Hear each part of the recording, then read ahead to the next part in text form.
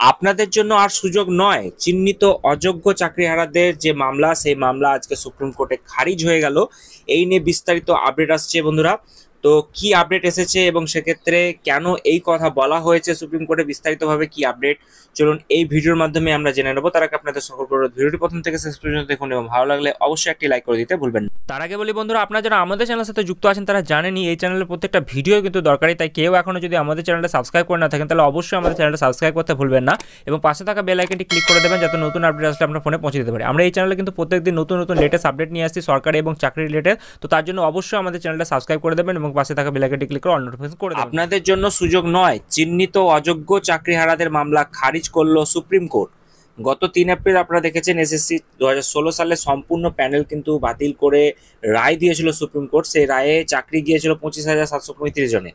Supreme কোর্টে নির্দেশ দিয়েছিল যে যারা অযোগ্য হিসাবে চিহ্নিত তাদেরকে বেতনও ফেরত দিতে হবে এবং তারা নতুন নিয়োগ প্রক্রিয়ায় আর যোগ দিতে পারবেন না। তবে নতুন নিয়োগ প্রক্রিয়ায় অংশ নিতে এবং এপ্রিল মাসের বেতনের যে টাকা বা বেতন দেওয়ার যে অংশ, সেই বেতনের টাকার জন্য আবেদন করায় কিন্তু সেক্ষেত্রে সুপ্রিম কোর্টে মামলা করেছিল অযোগ্য চাকরিহারারা।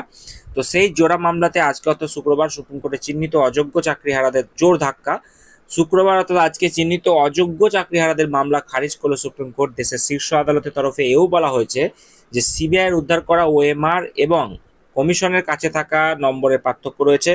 চিহ্নিত অযোগ্য চাকরিহারাদের জোড়া আবেদনেই সুপ্রিম কোর্টে কিন্তু খারিজ হয়েছে এদিন। এবং এদিন যেটা জানা গিয়েছে যে সুপ্রিম কোর্টের বিচারপতি সঞ্জয় কুমার এবং বিচারপতি কেবি বিশ্বনাথনের বেঞ্চে এই মামলা শুনানি ছিল।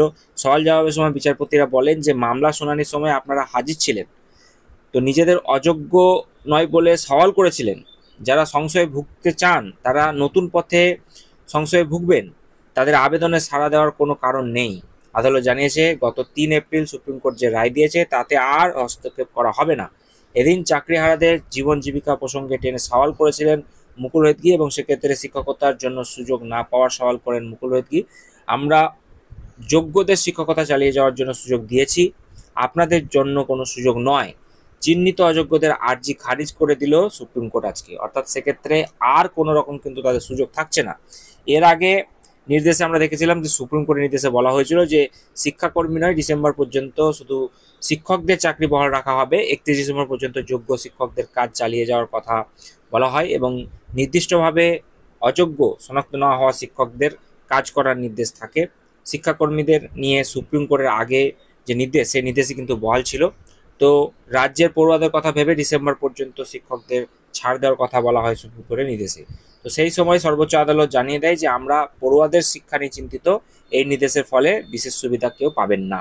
তো আপনারা বুঝতেই পারছেন যারা অযোগ্য রয়েছে তারাও কিন্তু একই দাবি করেছিল, কিন্তু সেই দাবিতে তাদের ধাক্কা পড়লো এবং তারা এই যে অযোগ্য, তারা অযোগ্য কিন্তু থেকেই গেল এবং তারা কোনো রকম কিন্তু সুবিধা পাবে না, এমনটাই কিন্তু বলা হয়েছে। পাশাপাশি আপনারা জানেন যে খুব শীঘ্রই বিজ্ঞপ্তি আসতে চলেছে নতুন এসএলএসটি এবং সেক্ষেত্রে কত শূন্য পদ আসছে না আসছে সেই ব্যাপারটা নিয়ে আমাদের আর 2-1টা দিন অপেক্ষা করলেই আমরা কিন্তু সমস্ত কিছু ক্লিয়ার পেয়ে যাব, জিনিসটা কি আসছে না আসছে।